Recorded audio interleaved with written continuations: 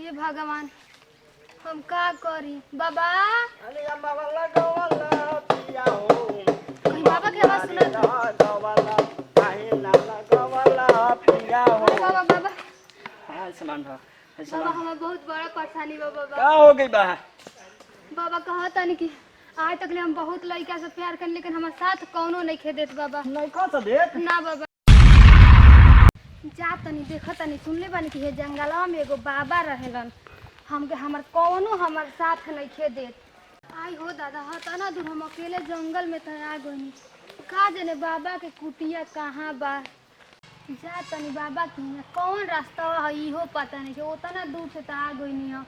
अब 1 रुपया नहीं खे बचल बाबा ना मिले तो हम का करम। रास्तों आज तक ले हम कौनो दोस्त साथ ना दिहलन सन। हे भगवान का होई कौन अब हम का करी हमारा तो बड़ा डर लगता अकेले जंगल में। हे भगवान हम का करी बाबा।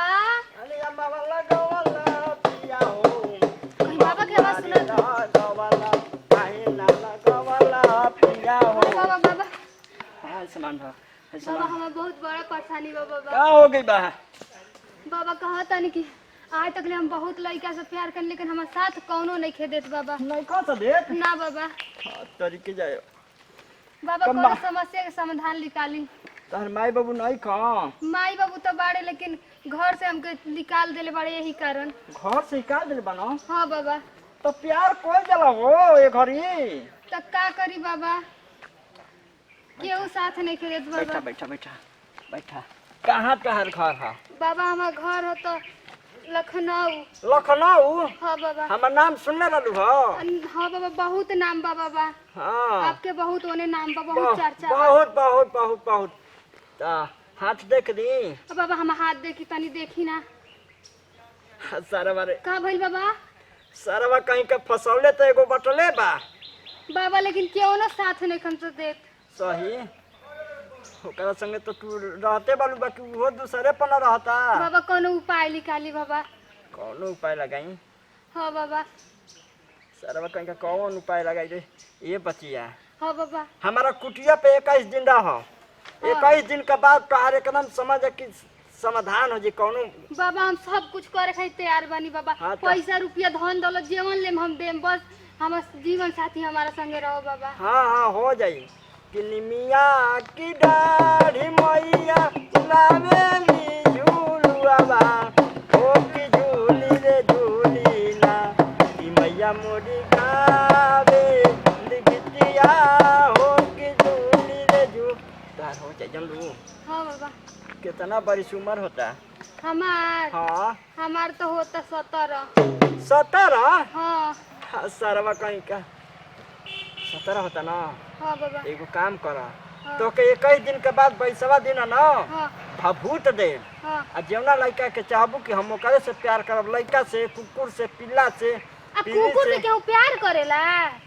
माने कौनी है मतलब कि तोहार इच्छा जौन मन में चलत हो हाँ कि हम जीवन धरती पर इंसान बा मनुष्य बाटे जानवर बाटे ओकरा से हम प्यार करब तब ओकरा पर फेंक देबू ना हाँ तब प्यार हो जाई।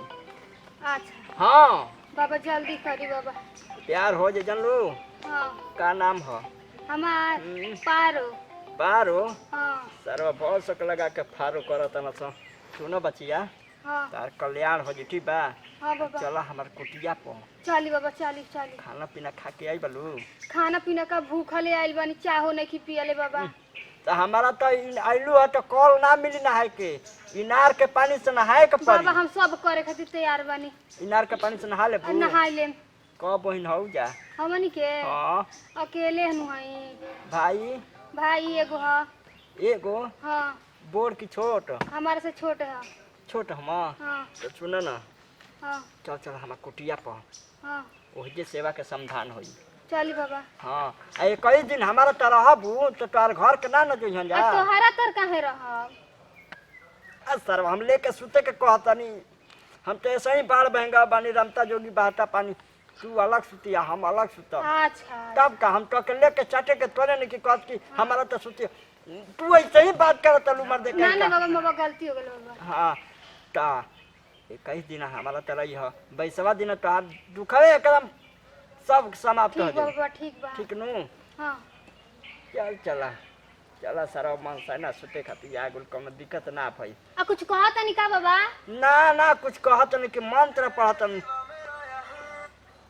ई के हो बाबा लागत कि लभारवा फोन कइले भाग सरवा कहीं का तब जो हमारा कुटिया पर लेला भारवा तो रोवत तो एजा तू रोए लगबी तो हमके पकड़वा देबू अरे ई बस टाइम पास करेला बाबा टाइम पास की तरह रुपया से खिलवाड़ करेला उ बस तनी धन दौलत बा कुछ कमियाब बानी त ई फोन करेला त इहो ना पूछेला सरवा हमारे जिंदगी न रख हमार धन बाटे दौलत बाटे बाकी हम वन में फटका तनी का कर ऐसा ही जिया तनी खा तनी पिया ई तनी जिंदगी ठीक बा भलू बाबा लेकिन हई जिंदगी ठीक नहीं खे जवन बगली में बाजत रहो लगे जाइला पर कुछ तकबो ना करे सही सही बात बा चल चला चल चली चला बाबा चली जल्दी चली आवा आवा चली आवा हंस दे रही हो हाँ